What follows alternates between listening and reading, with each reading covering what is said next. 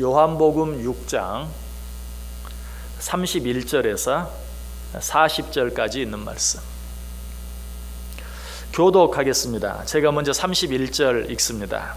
기록된 바 하늘에서 그들에게 떡을 주어 먹게 하였다 함과 같이 우리 조상들은 광야에서 만나를 먹었나이다.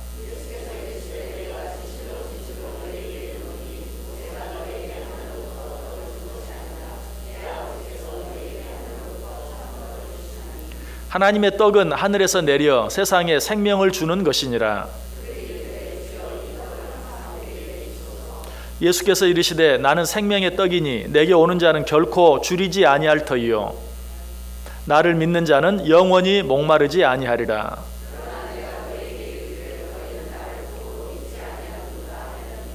아버지께서 내게 주시는 자는 다 내게로 올 것이요 내게 오는 자는 내가 결코 내쫓지 아니하리라.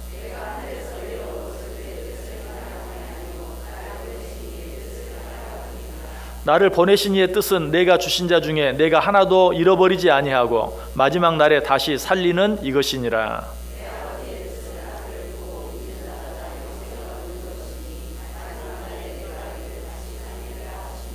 아멘. 자, 우리 옆에 있는 분들과 한번 인사하겠습니다. 참 잘 오셨습니다. 큰 은혜 받으시기 바랍니다. 네, 오늘 정말 잘 오셨습니다. 하나님의 큰 은혜가 또 한 번 여러분 모두 위에 넘치시기를 주님의 이름으로 간절히 축원합니다. 성경을 읽다 보면 또 성경에 대해서 배우다 보면 누구나 한 번씩 느끼는 감정 참 어렵다. 물론 읽는 대로 이해가 되어지는 말씀도 있지만 전혀 그렇지 못한 어려운 말씀들이 있는 것도 보게 됩니다. 자, 그런데 이처럼 성경 안에는 우리가 쉽게 이해할 수 없는 어려운 내용들이 많이 있는데 그 가운데 가장 어려운 부분을 뽑는다면 어떤 부분일까? 바로 오늘 우리가 읽은 오늘 본문 말씀입니다. 왜 그러한가? 오늘 이 말씀은 예수님께서 5번이나 반복해서 사람들에게 설명해 주고 계십니다. 그런데 예수님께서 5번이나 설명하셨다고 해서 사람들이 조금이라도 더 잘 이해하게 되었는가? 전혀 그렇지 못하다는 것이. 그러니 이 말씀이 얼마나 어려운 말씀입니까? 자, 예수님께서 첫 번째로 말씀하십니다. 오늘 본문 32절 33절에서 내가 진실로 진실로 너희에게 이르노니 모세가 너희에게 하늘로부터 떡을 준 것이 아니라 내 아버지께서 너희에게 하늘로부터 참 떡을 주시나니 하나님의 떡은 하늘에서 내려 세상에 생명을 주는 것이니라. 내 아버지께서 너희에게 하늘로부터 참 떡을 주신다. 이 하나님의 떡은 하늘에서 내려 세상에 생명을 주는 것이니라. 물론 지금 여러분 가운데는 이 말씀을 이해하고 또 이 말씀을 믿는 분들이 많으실 거예요. 그러나 이 말씀을 처음 대하는 사람이 있다면 과연 이 말씀을 얼마나 이해할 수 있을까요? 하늘에서 내려온 떡, 그 떡이 너희들에게 생명을 줄 것이다. 여러분 이 말을 어떻게 이해할 수 있을까요? 아마 전혀 이해하기 어려울 거예요. 오늘 본문에서 예수님께서 하시는 이 말씀을 들은 사람들도 마찬가지였어요. 34절 보세요. 그들이 이르되 주여 이 떡을 항상 우리에게 주소서. 뭐 얼른 보면 이해를 한 것 같죠. 그러나 자세히 생각해 보면 전혀 이해하는 게 아니죠. 예수님께서는 우리에게 영원한 생명을 주는 생명의 떡에 대해서 이야기하는데 그저 사람들은 입으로 먹는 떡만 생각하고 그런 떡이 있습니까? 그렇게 좋은 떡이 있습니까? 그러면 우리에게 주어서 먹게 해달라. 그야말로 이게 웬 떡이냐 하고 떡을 달라고 요청하는, 지금 예수님께서 말씀하시는 떡과는 전혀 다른 떡으로 오해하고 있는 것을 보게 돼요. 사마리아 여인도 마찬가지였죠. 예수님께서 길을 가다가 피곤하셔서 우물에 앉으셨다가 물길로 나온 사마리아 여인을 만났죠. 그에게 말합니다. 내가 너에게 주는 물을 마시면 너는 영원히 목마르지 아니할 것이다. 그래서 사마리아 여인이 뭐라고 말해요? 그런 물이 있습니까? 그러면 나에게 주어 먹게 해 주옵소서라고 말하죠. 역시 뭐예요? 오해하고 있죠. 지금 예수님께서는 그저 육신의 갈증을 해결해주는 그런 물에 대해서 이야기하는 것이 아니라 생수, 영원한 생명수에 대해서 말씀하고 있는데, 날마다 물 길러 나오는 것이 귀찮았던 이 여인은 한 번 마시면 영원히 목마르지 않는 그런 물이 있다면 나에게 주셔서 나로 하여금 다시는 이곳에 물 길러 오지 않게 해주옵소서 라고 말하고 있는 예수의 말씀에 대해서 전혀 엉뚱하게 오해하고 있는 그런 말씀들을 보게 돼요. 자, 그런데 예수님께서 어떻게 하십니까? 이처럼 자신의 말씀을 바로 이해하지 못하고 오해하고 있는 자들을 향해서 또 한 번, 두 번째로 말씀하시죠. 35절, 나는 생명의 떡이니 내게 오는 자는 결코 줄이지 아니할 터이요 나를 믿는 자는 영원히 목마르지 아니하리라. 또 38절에서 내가 하늘에서 내려온 것은 내 뜻을 행하려 함이 아니요 나를 보내신 이의 뜻을 행하려 함이니라. 이 두 구절의 말씀을 합하면 나는 하늘에서 내려온 떡이다. 이 떡을 먹는 자는 영원히 줄이지 아니할 것이고 목마르지 아니할 것이다 라고 말씀하고 있는 것을 보게 돼요. 자, 예수님이 두 번째로 말씀하셨어요. 이 말씀을 들은 자들의 반응은 어떠했습니까? 오늘 우리가 읽지는 않았지만 계속되는 말씀 41절과 42절 보시면 자기가 하늘에서 내려온 떡이라 하심으로 유대인들이 예수에 대해 수군거려 이르되 이는 요셉의 아들 예수가 아니냐, 그 부모를 우리가 아는데 자기가 지금 어찌하여 하늘에서 내려왔다 하느냐. 예수님께서 나는 생명의 떡이다, 내가 하늘에서 내려온 것은 이라고 말하니까, 아니 저자는 요셉의 아들이 아니냐, 우리가 그 아버지를 아는데 그 부모를 다 아는데 하늘에서 내려왔다니 그게 무슨 말이냐. 또 전혀 엉뚱한 것을 가지고 수군거리는, 예수님께서 지금 하시려고 하시는 그 본질적인 말씀에 대해서는 전혀 오해뿐만 아니라 생각조차 하지 않는 그런 모습을 봐요. 우리들도 그런 오해가 있죠. 예수님에 대해 생각할 때마다. 또 혹은 여러분들이 전도를 하다 보면 예수 2000년 전에 저 이스라엘 땅에 태어나신 분이 아니냐, 도대체 2000년 전에 이 세상에 왔다가 유대인들의 미움을 받아서 십자가에 달려 죽게 된 그 예수가 오늘 우리와 무슨 관계가 있느냐. 내가 예수에 대해서 아는데 예수는 2000년 전에 저 이스라엘 땅에 왔던 요셉의 아들이 아니냐. 그 예수와 우리와 무슨 관계가 있느냐. 오늘 사람들이 하는 질문과 똑같아요. 예수의 아버지가 요셉이 아니냐, 우리가 그 아버지를 아는데 하늘에서 내려왔다니 그게 무슨 말이냐라고 또 한 번 수군거리는 그런 모습을 보게 되죠. 자, 예수님 여기서 포기하십니까? 아니, 한 번 더 설명하십니다. 세 번째로 말씀하십니다. 51절 보세요. 나는 하늘에서 내려온 살아있는 떡이니 사람이 이 떡을 먹으면 영생하리라. 내가 줄 떡은 곧 세상의 생명을 위한 내 살이니라 하시니라. 이 정도 말씀하니까 조금 더 이해가 되십니까? 물론 우리 가운데는 그럴 수 있어요. 그러나 다시 한번 이 말씀을 처음 들은 자를 생각해 보세요. 생명의 떡, 이 떡을 먹으면 줄이지 않는다, 이 떡을 먹으면 영생한다, 이것도 이해하기 어려운데 갑자기 뭐라고 말해요? 이 떡은 세상의 생명을 위한 내 살이니라. 사람들이 사실 이 말씀에 대해서 오해를 많이 해서 초대교회 당시에 기독교는 식인 종교다, 사람의 고기를 먹는 종교다 라는 그런 오해를 받기도 했어요. 역시 예수님께서 또 한 번 설명하셨지만 이 말씀도 그들에게 전혀 이 말씀을 이해하는데 도움이 되지 못했어요. 어쩌면 처음보다 더 어려워졌어요. 그래도 생명의 떡이다, 하늘로서 내려온 떡이다, 거기까지는 괜찮은데 내 살이다, 생명의 떡이 곧 내 살이다 라고 말하는 것은 더더욱 이해하기 어려웠어요. 지금 유대인들이 그러했어요. 52절 보세요. 그러므로 유대인들이 서로 다투어 이르되 이 사람이 어찌 능히 자기 살을 우리에게 주어 먹게 하겠느냐. 자기 살이 생명의 떡이라고? 아니, 이 사람이 어떻게 자기 살을 우리에게 주어 먹게 하겠느냐. 전혀 이해하지 못해. 갈수록 점점 더 어려워져요. 자, 그래서 예수님께서 어떻게 하시죠? 여기서도 포기하지 않아요. 또 한 번 말씀하십니다. 네 번째로 말씀하세요. 이번에는 조금 겁을 주십니다. 53절 보세요. 예수께서 이르시되 내가 진실로 진실로 너희에게 이르노니 인자의 살을 먹지 아니하고 인자의 피를 마시지 아니하면 너희 속에 생명이 없느니라. 어떻게 저자가 우리에게 자기의 살을 줘서 먹게 하겠느냐라고 잔뜩이나 수군거리고 있는데, 인자의 살을 먹지 아니하고 인자의 피를 마시지 아니하면 너희 속에 생명이 없느니라. 무슨 말이에요? 너희는 죽은 목숨이다 라고 말하고 있어요. 자, 이렇게 좀 무섭게 이야기하니까 이제 사람들의 반응이 좀 달라졌습니까? 천만의 말씀이 점점 더 멀어져요. 60절 보세요. 제자 중 여럿이 듣고 말하되 이 말씀은 어렵도다. 누가 들을 수 있느냐? 야, 갈수록 점점 어려워진다. 누가 이 말씀을 이해할 수 있겠느냐? 이번에는 어때요? 예수를 싫어하는 유대인들뿐만 아니라 예수를 믿고 따르는 제자들까지도 너무 어렵다. 도무지 이해할 수가 없다라고 말하는 것을 보게 돼요. 자, 저 같으면 여기에서 포기했을 거예요. 그러나 주님은 포기하지 않습니다. 마지막 한 번 더 말씀하십니다. 5번째로 말씀하십니다. 63절 보세요. 살리는 것은 영이니 육은 무익하니라. 내가 너희에게 이른 말은 영이요 생명이라. 자, 이제 이 말씀이었구나.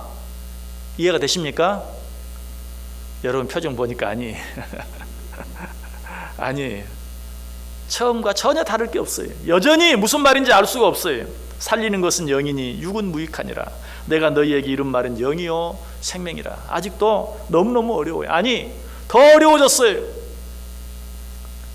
이 말씀을 들은 사람들의 반응도 마찬가지였어요. 66절 보세요. 그때부터 그의 제자 중에서 많은 사람이 떠나가고 다시 그와 함께 다니지 아니하더라. 아까까지는 뭐라고 말했어? 너무 어렵다. 이거 누가 이해할 수 있느냐? 거기까지는 그래도 괜찮아요. 이제는 어때요? 더 이상 예수와 함께 다니지 않았다. 예수를 떠나버렸다라고 이야기하고 있어요. 자, 제가 이렇게 어려운 말씀을 오늘 여러분에게 드리는 이유는 무엇입니까? 예수님은 이해시키지 못했지만 제가 여러분을 이해시키겠습니다 하는 그런 마음으로 여러분에게 말씀을 전하고 있을까요? 그렇다면 당장 오늘 목사 그만둬야죠. 예수님이 못하신 일을 내가 해보겠다고 여기 있다면 당장 그만둬야 돼. 2단 중에 2단이에요. 사이비 중에 사이비가 될 거예요. 예수님이 이해시키지 못한, 예수님이 설명하지 못한 것을 제가 어떻게 여러분에게 이해시키고 제가 어떻게 여러분에게 설명해 드릴 수 있겠어요? 예수님께서 5번이나 말씀하셨지만 이해시키지 못한 그 말씀을 제가 여러분에게 드리는 것은 그러므로 우리는 이 말씀을 믿어야 합니다. 이 말씀 드리기 위해서. 예수님도 마찬가지. 예수님도 그래 5번 이야기하면 저들이 이해하겠지 하는 마음으로 5번 설명한 게 아니. 처음 말씀하실 때도, 2번째 말씀하실 때도, 3번째, 4번째, 5번째 말씀하실 때도 이해가 안 되지. 들으면 들을수록 어렵지. 그러니 이해하려고 하지 말고 믿어라. 이 말씀은 믿어야 하는 말씀이다 하는 것을 우리에게 가르쳐 주고 있는 것이. 자, 그러면 여러분들은 이렇게 질문할 수 있어요. 어떻게 이해가 안 되는데 믿을 수 있습니까? 그 답은 뭡니까? 그러니까 믿어야 합니다. 제가 여러 번 말씀드렸어요. 이해가 되는 일은 믿을 필요가 없어요. 이해가 되는 것은 이해하면 돼요. 그런데 언제 믿어야 합니까? 이해가 안 되는 일을 믿어야 되는 거예요. 여러분, 부모와 자녀가 행복하게 살기 위해서는 어떻게 해야 합니까? 서로 이해해야죠. 근데 이해가 되나요? 여러분들 부모로서 자녀가 다 이해가 됩니까? 참 그런 자녀가 있다면 참 그분은 행복한 분일 텐데 아마 100% 이해가 되는 자녀는 이 세상에 존재하지 않아요. 특별히 10대, 20대 자녀들 부모들이 이해하기는 참 어려워요. 그들이 서로 행복하게 살기 위해서는 무엇이 필요합니까? 믿음이 필요한 거예요. 믿어주는 거예요. 지금은 그런 때지라고 하면서 믿어주는 거예요. 그럴 때만 행복할 수 있지 왜 저는 저럴까라고 내가 이해할 수 없는 것만 생각한다면 절대로 그 관계가 좋은 관계가 될 수 없고 행복한 관계가 될 수 없어요. 요즘은 10대 아이들을 가리켜서 외계인이라고 말합니다. 여기 지금 10대 혹시 있습니까? 10대가 있으면 이해하고 들으세요. 많지는 않은 것 같은데 저 2층에 한두 명 있나? 10대를 외계인이다. 왜? 그만큼 우리와 딴 세상에 살아요. 같은 세상에 살고 있지만 정말 딴 세상에 살아요. 또 실제로 우리가 살아보지 않은 세상을 그들은 살고 있어요. 그러므로 이해하기가 정말 어려워요. 그런 부모와 자녀가 함께 행복하게 살기 위해서는 믿어주는 것 외에는 방법이 없어요. 나이 차이가 많이 나는 부모와 자녀만 그렇습니까? 같은 세대 비슷한 나이에 살고 있는 남자와 여자는 어떻습니까? 남자와 여자는 100% 이해가 되나요? 그런 일이 있을 수가 없어요. 저도 이제 올해 결혼해서 30년을 살아요. 올해가 30주년이에요. 그런데 처음에 이해가 안 된 건 여전히 이해가 안 돼요. 그리고 오늘 예수의 말씀이 갈수록 어려워진 것처럼 여자에 대해서 갈수록 이해하기 어려운 부분들이 정말 많아요. 오죽하면 화성에서 온 남자, 금성에서 온 여자. 이거는 사실 외계인이라는 말보다 더 심한 말이에요. 화성에서 온 남자, 금성에서 온 여자. 같은 세상에 살고는 있지만 정말 너무나 다른, 서로 100% 이해한다는 것은 전혀 불가능한 그런 존재들이라는 사실이. 그렇다면 남자와 여자가 만나서 사는데 행복하게 살기 위해서는 어떻게 해야 돼요? 이해할 날만 기다리면 이 세상 다 가는 거예요. 내가 저 남자를 언젠가는 완전히 이해하고 말리라. 그럼 이 세상 다 가요. 어떻게 해야 돼요? 믿어줘야 돼요. 믿어줘야 돼요. 믿음으로 받아들여주지 아니하면 절대 행복하게 살 수 없어요. 어떤 목사님이 설교하다가 난센스 질문을 했습니다. 세상에서 가장 차가운 바다가 무엇인 줄 아십니까? 아무도 대답을 안 하니까 이 목사님이 썰렁해입니다 라고 대답을 했어요. 제가 하는 말이 좀 썰렁한가요? 이 세상에서 가장 차가운 바다, 썰렁해. 자, 이것은 제가 드리려고 하는 진짜 질문이 아니고 이제 진짜 질문을 드리겠습니다. 그럼 이 세상에서 가장 따뜻한 바다는 무엇일까요? 그러니까 뭐 여기서 뭐 따뜻해 뭐 등등 이야기를 했어요. 그래서 예수님이 말합니다. 목사님 말했습니다. 사랑해. 사랑해. 서로 사랑하는 그것이 가장 따뜻한 곳이다 라고 얘기했어요. 어떤 여자 집사님이 이 말씀을 듣고 너무 마음이 감동이 왔어요. 서로 사랑하는 것, 정말 그것이 가장 따뜻한 곳이다. 근데 이 집사님은 자기 남편에게 사랑해라는 말을 한번 들어보는 게 평생 소원인데 한 번도 못 들어봤어요. 얘 마치고 집에 가자마자 여보 내가 문제 하나 이렇게 알아맞혀봐. 이 세상에서 가장 차가운 바다가 뭔 줄 알아? 남편이 눈만 껌뻑껌뻑 멀고 썰렁해래. 썰렁해. 그런데 내가 지금 묻고 싶은 그게 아니고 이 세상에서 가장 따뜻한 바다는 뭔 줄 알아? 역시 이 남편도 따뜻해. 아니야. 이 여자 집사님이 자기가 듣고 싶은 말이 있어서 아니 지금 이런 때 당신이 나한테 해주고 싶은 말 있잖아. 그 말. 그러니까 남편이 이러더니 결국 뭐라고 말한 줄 아세요? 열받아.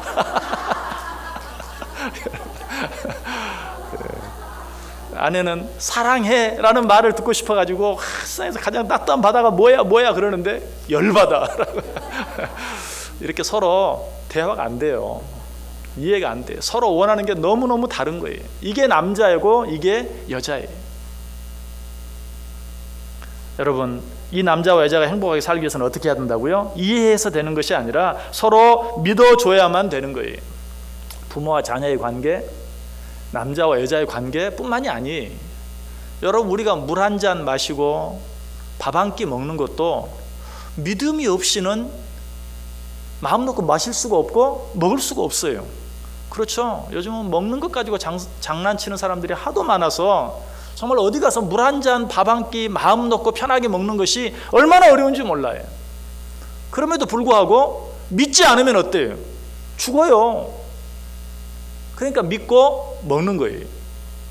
사실 정말 요즘에 뉴스에 자주 나오는데 음식에 독을 넣어가지고 날마다 가서 먹던 음식인데 어느 날 먹고는 그냥 동네 사람들이 픽픽 쓰러지고 죽는 그런 일들이 얼마나 많이 있어요. 여러분, 그런 일 생각하면 어디 가서 밥 한 끼를 마음대로 먹을 수 있습니까? 또 칼을 든 의사에게 내 몸을 맡겨야 돼요. 얼마나 의료사고가 많습니까? 그럼에도 불구하고 그 의사를 믿지 아니하면 나는 내 병으로 이제 죽을 수밖에 없어요. 차 한번 타는 것도 마찬가지입니다. 내가 내 차를 운전하는 것도 엑셀레이터를 밟으면 가고 그렇지만 브레이크를 밟으면 반드시 선다 라는 믿음을 가지지 않으면 차에 올라갈 수 없는 거예요. 실제로 그렇지 못할 때도 많이 있거든요. 브레이크를 밟았는데도 브레이크가 듣지 않아서 그냥 언덕길을 내리 달려서 자기도 죽고 다른 사람도 죽게 하는 그런 일도 있어요. 그럼에도 불구하고 여전히 브레이크를 밟으면 차가 멈춘다라는 믿음을 가져야만 차에 올라갈 수 있어요. 더더욱 다른 사람이 운전하는 차는 어떻습니까? 요즘에 음주운전 하다가 참 이상한 사고들을 많이 내는 일들이 얼마나 많이 있어요. 그런데 지금 이 차를 운전하는 사람이 음주운전을 하는지 하지 않는지 어떻게 알 수 있어요? 무슨 약을 먹었는지 먹지 않은지 어떻게 알 수 있어요? 믿음이 없이는 그 어떤 차도 탈 수가 없는 것이. 남자들은 칼을 시퍼런 칼을 든 이발사에게 자기 목을 쓱 들이맵니다. 어떻게 그럴 수 있습니까? 믿음이 없이는 불가능한 것이. 그러나 이런 말을 들으면서 그래도 그런 것들은 여러 가지 경험적으로 믿을 만한 그런 증거들이 있지 않습니까? 맞아요. 그러나 분명히 아까도 말씀드렸던 것처럼 도무지 믿을 수 없는 증거들도 너무 많아요. 교통사고가 하루에 수십 건, 수백 건씩 일어나요. 아니, 우리가 그렇게 믿었던 은행도 부도가 나요. 그래서 내가 내 피 같은 돈 은행에다 넣어놨는데 받지 못하는, 떼어버리고 마는 그런 일도 있어요. 어떤 나라에서는 아예 화폐 개혁이 일어나서 그동안 쌓아놨던 돈이 다 종이조각이 되어서 쓸 수 없는 그런 일들도 있어요. 뭐 결혼 같은 것은 말할 필요가 없죠. 사기 결혼 얼마나 많이 있습니까? 믿는다고 믿었지만 사기를 당하고만 그런 일들도 많이 있어요. 그럼에도 불구하고 우리는 여전히 어때요? 여전히 믿어요. 믿고 물도 마시고, 믿고 밥도 먹고, 믿고 차도 타고, 믿고 운전하고, 믿고 의사에게 수술을 받고, 믿고 이발사의 앞에서 내 목을 내밀고, 믿고 결혼을 해. 뭘 말합니까? 이 세상에서 우리의 삶이 믿음이 없이 되어지는 일이 하나도 없다는 거예요. 믿음을 갖지 아니하고 할 수 있는 일이 하나도 없어요. 믿음을 갖지 아니하면 이 건물 밖으로 한 걸음도 나아갈 수가 없어요. 아니, 믿음이 없으면 여기 앉아 있을 수도 없어요. 뭐 천정이 내려앉는 일이 한두 건입니까? 비행기가 바로 위로 지나가는 거 아시죠? 우리 교회 아주 바로 위로 지나가요. 날이 좋은 날은 비행기가 지나가면 비행기 지나가는 그림자가 창문에 확 지나가잖아요. 어떻게 불안해서 여기 앉아서 예배를 드립니까? 우리 교회 교인들은 참 믿음이 좋은 분들이에요. 믿음이 없이는 예배도 못 드려요. 여기 나올 수도 없어요. 여러분이 하는 모든 일들은 믿음이 있을 때만 가능해요. 그럼에도 불구하고 우리는 하나님의 말씀만큼은 이해가 안 돼서 못 믿겠다고 말하는 경우가 참 많아요. 이해가 안 돼요. 이해가 안 되는데 어떻게 믿어요? 여러분, 세상 우리가 살아가는 모든 일들, 이해가 안 되는 일들이 그럼에도 불구하고 믿음으로 살아가는 것이. 그렇다면 하나님의 말씀은 더더욱 어떻게 해야 되겠어요? 믿어지지 않는다 할지라도, 이해가 되지 않는다 할지라도 우리가 그 말씀만큼은 믿음으로 받아들일 수 있어야 돼요. 아까 그래도 세상 일들은 나름대로 믿을 만한 증거들이 있지 않습니까? 하나님의 말씀은 없습니까? 창세기 8장 22절에 보면 땅이 있을 동안에는 심음과 거둠과 추위와 더위와 여름과 겨울과 낮과 밤이 쉬지 아니하니라. 여러분, 이 말씀 어때요? 얼마나 정확하고 지금까지 수천 년 동안 한 번도 어김없이 땅이 있을 동안에는 심음과 거둠이 반복될 것이다. 반복되고 있죠? 추위와 더위가 반복될 것이다. 반복되고 있죠? 여름과 겨울이 반복될 것이다. 반복되고 있어요. 낮과 밤이 쉬지 아니하리라. 여러분, 이 하나님의 말씀에 단 한 번이라도 부도가 난 적이 있습니까? 단 한 번이라도 해가 지지 않고 이틀이 연속 호환한 적이 있습니까? 단 한 번이라도 해가 뜨지 아니하고 밤이 이틀 동안 계속된 적이 있습니까? 하나님께서 하신 말씀은 단 한 번의 실수도 없어요. 오차도 없어요. 하나님께서 하신 말씀은 여전히 지금까지, 창세부터 지금까지 틀림이 없이 진행되고 있어요. 그렇다면 어때요? 내 머리로 이해가 안 되는 일이 있다 할지라도 하나님의 말씀이기 때문에 더더욱 믿어야 돼요. 한 가지만 더 말씀을 드릴까요? 욥기 26장 7절과 8절에 그는 북쪽을 허공에 펴시며 땅을 아무것도 없는 곳에 매다시며 물을 빽빽한 구름에 싸시나 그 밑에 구름이 찢어지지 아니하느니라. 여러분, 이 말씀이 얼마나 놀라운 말씀인지 몰라요. 땅을 아무것도 없는 곳에 매다셨다. 지구를 아무것도 없는 우주 공간에 매다셨다. 여러분, 이 욥기가 언제 쓰여진 책인 줄 아세요? BC 1000년, 그러니까 지금으로부터 약 3000년 전에 쓰여진 책이, 지금으로부터 약 3000년 전에 하나님께서 땅을 아무것도 없는 공간에 매달아 놓으셨다. 여러분, 이것을 사람들이 과학적으로 알게 된 게 얼마나 될까요? 얼마 되지 않아요.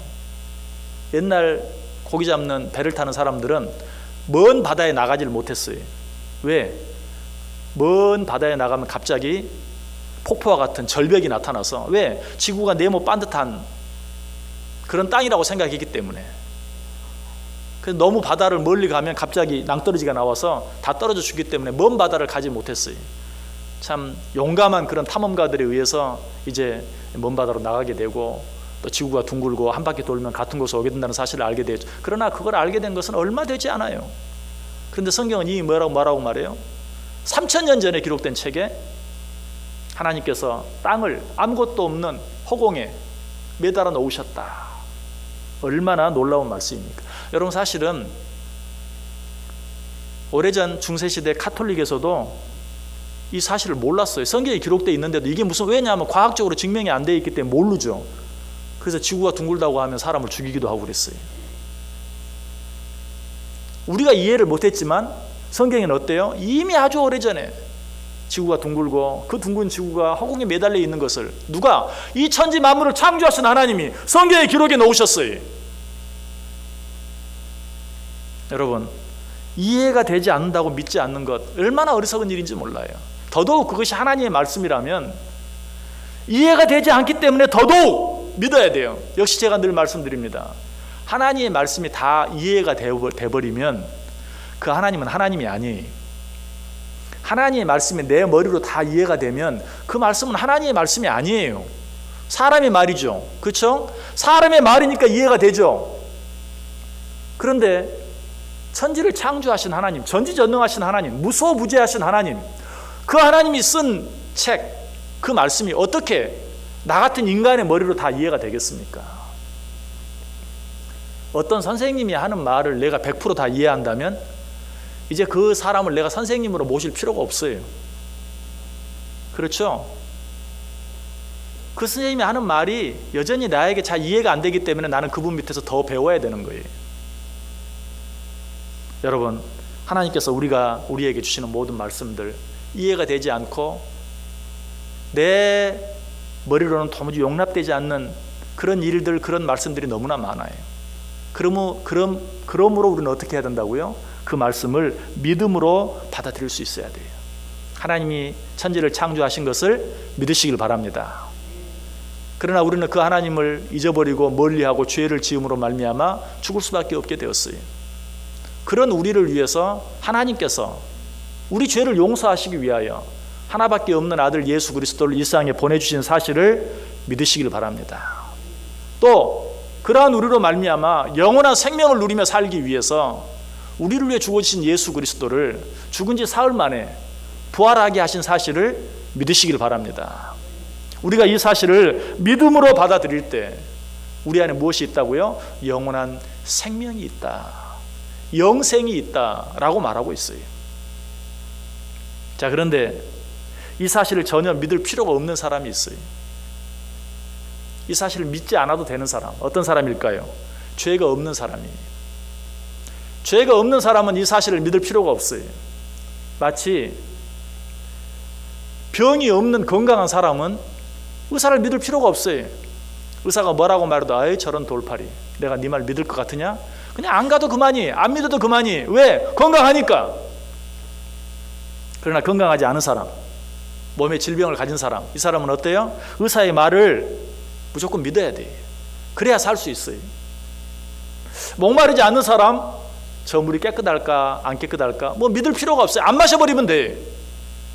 배고프지 않은 사람, 저 음식 내게 좋을까 해가 될까 믿을 필요 없어요. 안 먹어버리면 돼.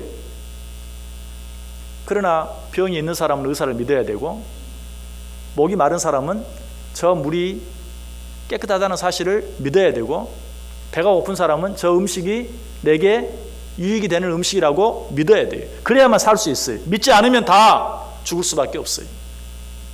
예수 그리스도를 믿지 않아도 되는 사람, 하나님의 말씀을 믿지 않아도 되는 사람, 하나님을 믿지 않아도 되는 사람 누구라고요? 죄 없는 사람은 안 믿어도 돼요.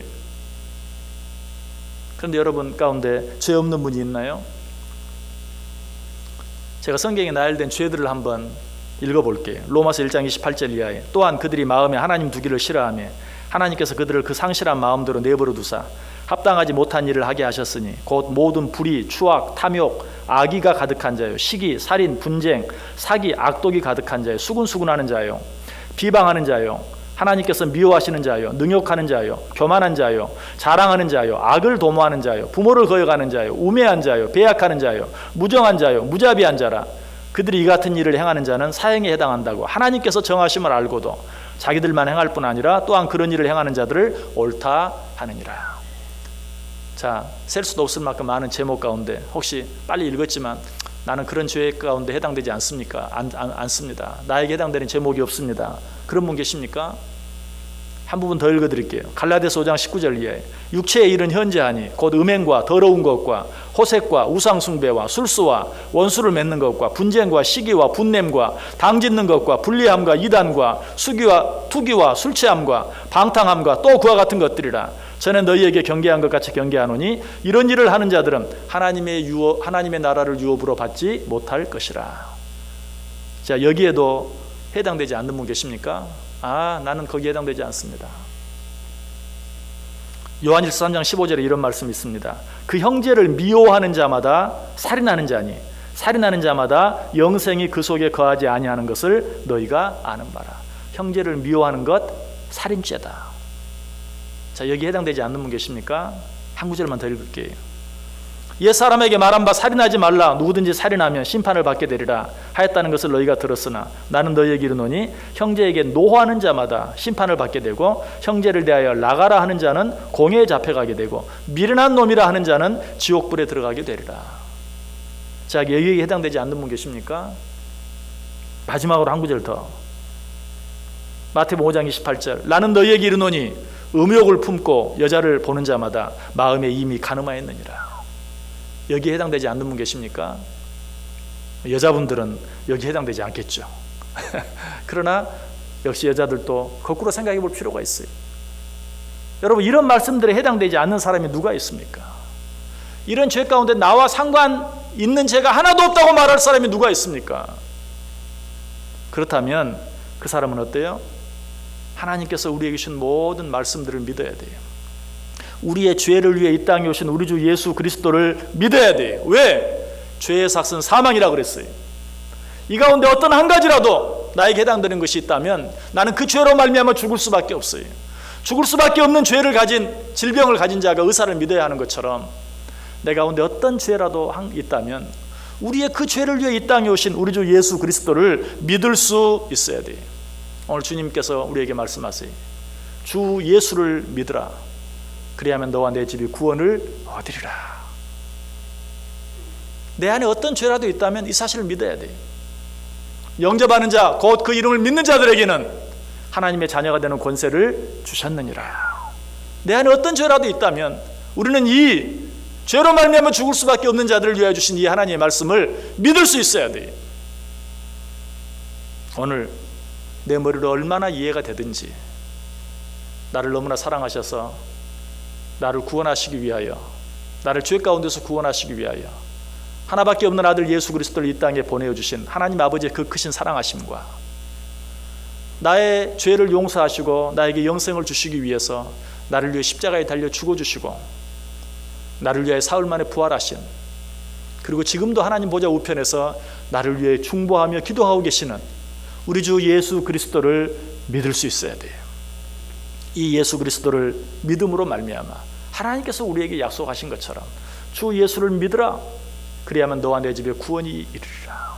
영접하는 자, 곧 그 이름을 믿는 자들에게는 하나님의 자녀가 되는 권세를 주셨다라는 이 약속의 축복과 은혜와 이 말씀을 통해 우리에게 주시길 원하시는 참 기쁨, 참 평안, 이 세상 그 어떤 그 무엇으로 얻을 수 없는 진정한 행복을 이 예수 그리스도를 믿음으로, 하나님께서 우리에게 주신 모든 말씀을 믿음으로 말미암아 받아 누릴 수 있는 저 여러분 될 수 있기를 주님의 이름으로 간절히 축원합니다. 기도하겠습니다.